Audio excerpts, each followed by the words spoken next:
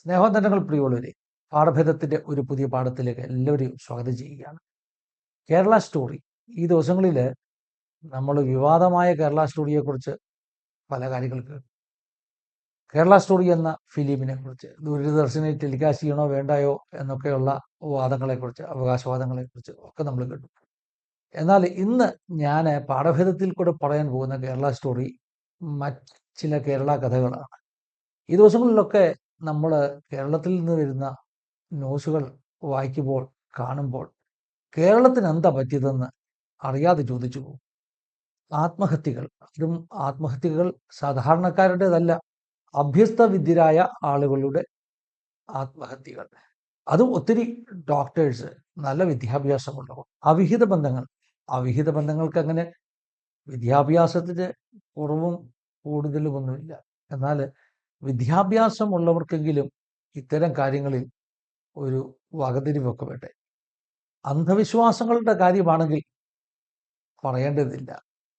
ആഭിചാരം, ദുർമന്ത്രവാദം, ബലികൊടുക്കൽ, അതുനിമിത്തമുള്ള കൊലപാതകങ്ങൾ, ഇതൊക്കെ കേരളത്തിൽ നിന്ന് കേട്ടുകൊണ്ടിരിക്കുന്നു എന്ന് പറയുമ്പോൾ സാത്താൻ സേവകർ കേരളത്തിൽ ഒത്തിരി ഉണ്ടാകും. പിന്നെ വിചിത്രമാകുന്ന ഒത്തിരി വിശ്വാസങ്ങൾ. ഈ കഴിഞ്ഞ ദിവസങ്ങളിൽ അരുണാചലിൽ പോയി മരിച്ച 3 പേർ അന്യഗ്രഹ ജീവികളും പിന്നെ പുതിയ ഒരു ഗ്രഹത്തിലേക്ക് പുനർജനിക്കാമെന്നുള്ള വിശ്വാസം കൊണ്ടൊക്കെയാണ് അങ്ങനെ ഒരു കടുകൈ ചെയ്തതെന്ന് ഇപ്പോൾ ആളുകൾ പറയുന്നു. മിത്തുകളാണ്, സയന്റിഫിക് മിത്തുകൾ എന്ന് വിളിക്കാം. സാധാരണയായിട്ട് ഈ നിരീശ്വരവാദികളൊക്കെ മതങ്ങളുടെ മിത്തുകൾ എന്ന് പറഞ്ഞ് പരിഹസിക്കാറുണ്ട്. പക്ഷേ എനിക്ക് തോന്നുന്നു മതങ്ങളുടെ മിത്തുകളെക്കാൾ ഇപ്പോൾ അപകടകരം സയൻസിന്റെ മിത്തുകളാണ്, സയന്റിഫിക് മിത്തുകൾ. UFO, അതുപോലെ തന്നെ ഈ അന്യഗ്രഹ ജീവികളെ കുറിച്ചുള്ള വിശ്വാസം, പിന്നെ സയൻസിൽ ഉണ്ടെന്ന് ചിലരൊക്കെ തെറ്റിദ്ധരിക്കുന്ന ചില വിശ്വാസങ്ങൾ, അത് സയൻസിന്റെ അന്ധവിശ്വാസമായി മാറിക്കഴിയുമ്പോൾ അത് മനുഷ്യനെ ഇപ്രകാരമുള്ള കടുകൈകൾ ചെയ്യുവാൻ തക്കവണ്ണം നിർബന്ധിക്കുകയാണ്. അത് മനുഷ്യനെ ഇപ്രകാരമുള്ള ഭ്രാന്തൻ ആശയങ്ങളിലേക്ക് തള്ളിവിടുന്നു എന്ന് കേൾക്കുമ്പോൾ മതത്തിന്റെ മിത്താണോ സയൻസിന്റെ മിത്താണോ കൂടുതൽ അപകടകരമെന്ന് ഇപ്പോൾ നമ്മൾ ആലോചിക്കേണ്ടിയിരിക്കുന്നു. പറയാൻ ഒത്തിരി കാര്യങ്ങളുണ്ട്. കുറേ നാളുകൾക്ക് മുമ്പ് ഞാൻ ഈ UFOs, അതായത് അൺഐഡന്റിഫൈഡ് ആയിട്ടുള്ള ഫോറിൻ ഒബ്ജക്ട്സ്, പറക്കും തെളിവുകൾ, ഇങ്ങനെയുള്ള കാര്യങ്ങളെക്കുറിച്ചൊക്കെ ഒരു പാഠഭേദം ചെയ്തിരുന്നു. അന്ന് ഞാൻ വളരെ കൃത്യമായിട്ട് പറഞ്ഞു, ഇത്തരം കാര്യങ്ങളൊന്നും ഇന്ന് വരെ ഒരു അൺഐഡന്റിഫൈഡ് ഒബ്ജക്റ്റും ഒരു പറക്കും തെളിയുകയും ഒരു ഏലിയനെയും ഇന്ന് വരെ ലോകത്തിലെങ്ങും ആരും കണ്ടിട്ടില്ല. സയന്റിഫിക്കായിട്ട് തെളിയിക്കുവാൻ കഴിയുന്ന ഒരു എവിഡൻസുമില്ല. ബഹിരാകാശ പര്യവേഷണം നടത്തുന്ന ഒരു ഏജൻസിയും അതിനൊരു തെളിവും പുറത്തുവിട്ടിട്ടില്ല. പിന്നെ ബാക്കി കേൾക്കുന്നതൊക്കെ വെറും കഥകളാണ്, തട്ടിപ്പുകാരുടെ കഥകൾ. പേരും പ്രസിദ്ധിയും സമ്പാദിക്കുവാൻ വേണ്ടി പുസ്തകങ്ങൾ ഉണ്ടാക്കുന്ന, വീഡിയോകൾ ഉണ്ടാക്കുന്നവരുടെ കഥകൾ മാത്രമാണ് അതെന്ന് ഒരു പാഠഭേദത്തിൽ ഞാൻ നേരത്തെ തന്നെ പറഞ്ഞിരുന്നു. എന്നാൽ അന്ന് നമ്മുടെ ആളുകൾ തന്നെ അതിന് എതിരഭിപ്രായങ്ങൾ പറഞ്ഞു. അത്ര ഉറപ്പിച്ചങ്ങ് പറയാൻ വരട്ടെ എന്നൊക്കെ പറഞ്ഞു. അന്യഗ്രഹ ജീവികൾ ഉണ്ടാകാം, അതിലൊന്നും എനിക്ക് വലിയ തർക്കമില്ല. കാരണം ഈ പ്രപഞ്ചത്തിൻ്റെ ഒരു കോണിലുള്ള സൗരയൂഥത്തിലെ കുറേ കാര്യങ്ങൾ മാത്രമേ നമുക്കറിയുള്ളൂ. ഇത്ര വിസ്തൃതമാകുന്ന ഈ യൂണിവേഴ്സ്, ഈ ബ്രഹ്മാണ്ടത്തിൽ എന്തൊക്കെ ഉണ്ടെന്നുള്ളത് ഇതുവരെ നമുക്ക് അറിയത്തില്ല.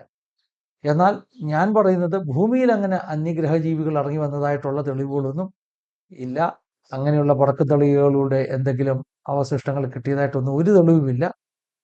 കഴിഞ്ഞ പാഠഭേദത്തിൽ അതൊക്കെ ചർച്ച ചെയ്തതായതുകൊണ്ട് ഇനിയും ഞാൻ ആവർത്തിക്കുന്നില്ല. പോകട്ടെ, ഇന്നത്തെ നമ്മുടെ പാഠഭേദത്തിലെ സബ്ജക്റ്റിലേക്ക് മടങ്ങി വരാം.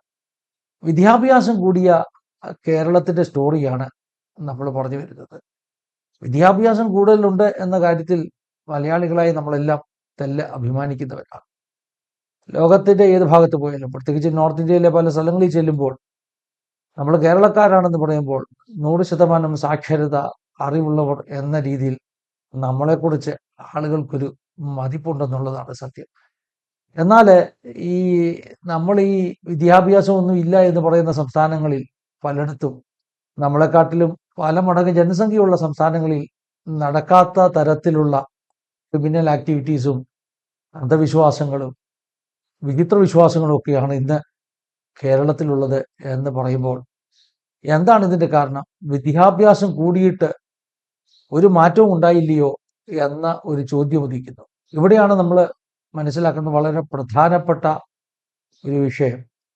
വിദ്യാഭ്യാസം അല്ല മനുഷ്യനെ നന്നാക്കുന്നത്. വിദ്യാഭ്യാസം ഉള്ളത് കൊണ്ട് മാത്രം മനുഷ്യൻ അന്ധവിശ്വാസങ്ങളിൽ നിന്ന് വിമുക്തി നേടണമെന്നില്ല. മറിച്ച് കേരളക്കാർക്ക് പറ്റിയത് എനിക്ക് തോന്നുന്നു വിദ്യാഭ്യാസം കൂടിയത് കൊണ്ട് മറ്റ് പല സംസ്ഥാനങ്ങളിലുള്ള ആളുകളെക്കാട്ടിൽ അധികമായിട്ട് ലോകപരിചയം നമുക്ക് വന്നു. വിദ്യാഭ്യാസം ഉള്ളത് കൊണ്ട് ലോകത്തിൻ്റെ ഏത് കോണിലും നമ്മുടെ ആളുകൾ എത്തി. ലോകം കണ്ടവരാണ് മലയാളികൾ. മാത്രമല്ല, വിദ്യാഭ്യാസം ഉള്ളത് കൊണ്ട് മറ്റ് നാടുകളിൽ എന്ത് നടക്കുന്നു എന്നുള്ള വാർത്ത പെട്ടെന്ന് നമ്മളിലേക്ക് എത്തുന്നു. അവരുടെ ഭാഷകൾ നമുക്കറിയാവുന്നത് കൊണ്ട് മറ്റ് രാജ്യങ്ങളിലെ ആശയങ്ങൾ, അവിടെ ചർച്ച ചെയ്യുന്ന വിഷയങ്ങളൊക്കെ നമ്മളിലേക്ക് വേഗത്തിൽ എത്തുന്നു.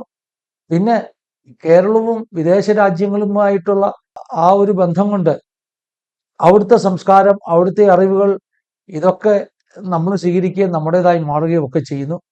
അങ്ങനെയൊക്കെ ചെയ്യുമ്പോൾ ഇന്ത്യയുടെ ഇതര സംസ്ഥാനങ്ങളില്ലാത്തവർക്കുള്ള പല സ്വഭാവങ്ങളും കേരളീയർക്ക് എത്തിയിരിക്കുന്നു. ഒന്ന് രണ്ട് ഉദാഹരണങ്ങൾ ഞാൻ പറയാം. സാത്താൻ സേവയുടെ കാര്യം തന്നെ എടുക്കാം. സാത്താൻ സേവ കേരളത്തിൽ ഇത്ര പ്രബലമാകുവാനുള്ള കാരണം എന്താണ്? നമ്മൾ ഈ പുറത്തുള്ള ആശയങ്ങൾ നമ്മുടെ ഇടയിലേക്ക് വേഗത്തിൽ പ്രചരിക്കപ്പെടുന്നു. അത് ആകർഷകമായിട്ട് തോന്നുന്നു. പുതിയ തലമുറയ്ക്ക് പഴയ ആശയങ്ങളോട് അല്ലെങ്കിൽ മതങ്ങളുടെ വിശ്വാസങ്ങൾ ഇതിനോടൊക്കെ ഒരു പുച്ഛവും ഒരു എതിർപ്പും ഒക്കെ ഉള്ളത് കൊണ്ട് അല്പം നെഗറ്റീവായ കാര്യങ്ങളിൽ, നെഗറ്റീവെന്ന് സമൂഹം ചിന്തിക്കുന്ന കാര്യങ്ങളിൽ അത് പിന്തുടരണം എന്നുള്ള ഒരു ചിന്താഗതി ഉണ്ടാകുന്നു. ഇതൊക്കെ വിദ്യാഭ്യാസം ഇല്ലാത്തതിൻ്റെ കുഴപ്പമല്ല, വിദ്യാഭ്യാസം കൂടിയതിൻ്റെ കുഴപ്പമാണെന്നാണ് പറയേണ്ടിയിരിക്കേണ്ടത്. വിദ്യാഭ്യാസം ഇല്ലാത്ത സമൂഹങ്ങളിൽ ഈ പറഞ്ഞ സാമൂഹിക പരിചയമോ അല്ലെങ്കിൽ ലോകം കണ്ട അറിവോ ഒന്നുമില്ലാത്ത സമൂഹങ്ങളിൽ ഇങ്ങനെയുള്ള ആശയങ്ങൾ വേഗത്തിൽ കയറുന്നത്, ഇങ്ങനെയുള്ള ആശയങ്ങൾ വേഗത്തിൽ പടരുന്നത് നമുക്ക് കാണുവാനിടയായി തീരുകയില്ല. അതുപോലെ തന്നെ ആത്മഹത്യാ പ്രവണത, ഞാൻ പറഞ്ഞല്ലോ, വിദ്യാഭ്യാസമുള്ളവർ ഒത്തിരി പേർ ആത്മഹത്യ ചെയ്യുന്നു. വിദ്യാഭ്യാസം കൂടുമ്പോൾ അവരുടെ ആഗ്രഹങ്ങൾ, അവരുടെ ജീവിത പ്രതീക്ഷകൾ ഒക്കെ വർദ്ധിക്കുകയാണ്. പിന്നെ കമ്പാരിസൺസ് ആണ്. മറ്റുള്ളവരെ പോലെ ജീവിക്കുവാൻ കഴിയുന്നില്ല എന്ന ചിന്ത, അല്ലെങ്കിൽ മറ്റുള്ളവർക്ക് ലഭിച്ചതുപോലെ അവർക്ക് ഉയരുവാൻ കഴിയുന്നില്ല എന്ന ചിന്ത. പിന്നെ ഒരു ജീവിതത്തെക്കുറിച്ചുള്ള ഒരു നിരാശ, ഒരു അരിഷ്ടതാവസ്ഥ, അങ്ങനെ ജീവിക്കാനുള്ള കൊതിയൊക്കെ നഷ്ടപ്പെട്ട് മരിക്കുന്നതാണ് നല്ലത് എന്നൊക്കെ ചിന്തിക്കുന്ന അവസ്ഥ. ഇതും പലപ്പോഴും അഭ്യസ്ത വിദ്യരുടെ ഇടയിൽ നമ്മൾ കാണുന്നു. അപ്പോൾ വിദ്യാഭ്യാസം കുറഞ്ഞതല്ല പ്രശ്നം, വിദ്യാഭ്യാസം കൂടിയതാണ് പ്രശ്നം. അവിഹിത ബന്ധങ്ങളുടെ കാര്യം പറഞ്ഞാലോ, ആധുനിക ആശയങ്ങൾ, പുരോഗമനപരമാകുന്ന ചിന്താഗതികൾ അതൊക്കെ വേഗത്തിൽ ഇങ്ങെത്തുകയല്ലേ. സെക്കുലർ ആശയങ്ങൾ, അതുപോലെ തന്നെ മനുഷ്യ അവകാശത്തെക്കുറിച്ചുള്ള വലിയ ബോധ്യം, എൻ്റെ റൈറ്റാണ്, എനിക്ക് ഇഷ്ടമുള്ളതുപോലെ ജീവിക്കാം, മൈ ബോഡി മൈ റൈറ്റ്, ഇങ്ങനെയൊക്കെയുള്ള ആശയങ്ങളൊക്കെ നമ്മുടെ ഇടയിൽ വലിയ സ്ഥാനമല്ലേ. അതിന് കാരണം വിദ്യാഭ്യാസം ഇല്ലാത്തതല്ല, വിദ്യാഭ്യാസം കൂടിയതാണെന്ന് പറയേണ്ടിയിരിക്കുന്നു. എനിക്ക് ആരുടെ കൂടെ ജീവിക്കുക, ലിവിൻ റിലേഷൻഷിപ്പുകളൊക്കെ നമ്മുടെ ഗ്രാമീണ പശ്ചാത്തലമുള്ള സ്ഥലങ്ങളിൽ പോലും ആ പഴയ സംസ്കാരമൊന്നുമില്ലാതെ പുതിയ പുരോഗമന ആശയങ്ങളെയൊക്കെ സ്വീകരിച്ച് അതൊക്കെ ഓക്കെയാണെന്ന് ചിന്തിക്കത്തക്കവണ്ണം ഒരു തലമുറ മാറിക്കൊണ്ടിരിക്കുന്നു. ദിവസം പറയുന്നത്, മടി വേകാതെ നമുക്ക് തീ കൊണ്ടുപോകാനൊക്കത്തില്ല. മടിയിൽ തീ വെച്ചാൽ അത് നിശ്ചയമായിട്ട് ശരീരത്തെ പൊള്ളിക്കും. അതുകൊണ്ട് തന്നെ ഇങ്ങനെയുള്ള ബന്ധങ്ങൾ അത് മടിയിൽ തീയാണെന്നുള്ള കാര്യം പലരും അറിയാതെ പോകുന്നു. ഇതിൻ്റെയൊക്കെ ഒരു സൊല്യൂഷൻ എന്താ? സത്യത്തിൽ നമ്മളൊക്കെ പണ്ട് മുതലേ പഠിച്ച ആശയങ്ങൾ അല്ലെങ്കിൽ നാം നടന്ന വഴി, ആ കൾച്ചർ, അതിൻ്റെ മഹത്വം എന്താണെന്ന് കുഞ്ഞുങ്ങളെ ചെറിയ പ്രായത്തിൽ തന്നെ ബോധ്യമാക്കി കൊടുക്കണം. ജീവിതം എന്താ, ജീവിതത്തിൻ്റെ ലക്ഷ്യം എന്താണ് എന്നുള്ളതൊക്കെ നമുക്ക് അവരെ നേരത്തെ തന്നെ നേരത്തെ തന്നെ നമ്മൾ പറഞ്ഞ് പഠിപ്പിക്കണം. ജീവിതത്തിലെ വിജയം എന്ന് പറയുന്നത് പണം ഉണ്ടാക്കുന്നതും വലിയ ജോലി കിട്ടുന്നതും ഒന്നുമല്ല. അതിലൊക്കെ അപ്പുറമായിട്ട് ജീവിതത്തിന് ലക്ഷ്യമുണ്ടെന്നും ഒക്കെയുള്ളൊരു ബോധ്യത്തോടു കൂടെ ആളുകൾ വളരുകയാണെങ്കിൽ സമൂഹത്തെക്കുറിച്ച് ഒരു സ്നേഹം, ഒരു കരുതൽ, സമൂഹത്തിന് വേണ്ടി എന്തെങ്കിലും ചെയ്യണം എന്നുള്ളതാണ് ഒരു നന്മ, അതാണ് ജീവിത ലക്ഷ്യം എന്നൊക്കെയുള്ളൊരു ബോധ്യത്തോടു കൂടെ വളരുകയാണെങ്കിൽ, സ്വാർത്ഥതയില്ലാത്ത നല്ല സാമൂഹിക ജീവികളായി നമ്മുടെ തലമുറ വളരുകയാണെങ്കിൽ നാളെയെങ്കിലും നമുക്ക് കുറച്ചുകൂടെ സ്വസ്ഥമായ ഒരു സമൂഹത്തെ പണിതെടുക്കാൻ ഒക്കുമെന്നുള്ളതിൽ സംശയമൊന്നുമില്ല. കേൾക്കുന്ന കേരള സ്റ്റോറികളൊന്നും അത്ര നല്ലതല്ല. നല്ല കഥകൾ നാളുകളിലെങ്കിലും നമുക്കുണ്ടാകട്ടെ. വിശ്വാസികളോട് ഞാൻ പറയാം, നമ്മുടെ ഈ വേദപുസ്തകത്തിലെ സദൃശവാക്യവും സഭാപ്രസംഗിയുടെ പുസ്തകവും ഒക്കെ പ്രായോഗികമായിട്ട് വളരെയധികം ജീവിതത്തെ കുറിച്ചുള്ള കാഴ്ചപ്പാടുകൾ, നല്ല വഴികൾ ഒക്കെ പറഞ്ഞു തരുന്ന പുസ്തകങ്ങൾ. ഇങ്ങനെയുള്ള പുസ്തകങ്ങൾ നമ്മുടെ കുഞ്ഞുങ്ങളെ പഠിപ്പിക്കണം. പഴയ ആശയങ്ങൾ നല്ല ആശയങ്ങളാണ്, പഴഞ്ചനല്ല എന്ന ബോധ്യം അവർക്ക് ഉണ്ടാകണം. ജെറമ്യാ പ്രവാചകൻ പ്രവചിച്ചതുപോലെ പഴയ വഴി ഏതെന്ന് നോക്കി അതിൽ നടപ്പിൻ എന്ന് പ്രവചിച്ചതുപോലെ പല വഴികളുണ്ടാകാം. പഴയ വഴിയിൽ സഞ്ചരിക്കുവാൻ തയ്യാറാകണം.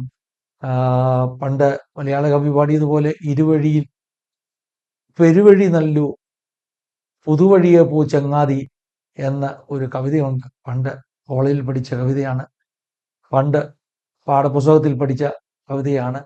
പെരുവഴിയും പുതുവഴിയുമൊക്കെ തിരഞ്ഞെടുത്താൽ ശരിക്കും നമ്മൾ പെരുവഴിയിലാകും. ജീവിതം ഇങ്ങനെയുള്ള കഥകളൊക്കെ മാറും. അതുകൊണ്ട് ദയവായിട്ട് പെരുവഴിയും പുതുവഴിയും തിരഞ്ഞെടുക്കാതെ പഴയ വഴി നമ്മുടെ പിതാക്കന്മാരൊക്കെ നടന്ന് ജീവിച്ച് വിജയകരമായി അവസാനിപ്പിച്ച ആ നല്ല പാതകളിൽ നമുക്ക് നടക്കാം. ദൈവം നമ്മെ സഹായിക്കട്ടെ, അനുഗ്രഹിക്കട്ടെ. God bless you.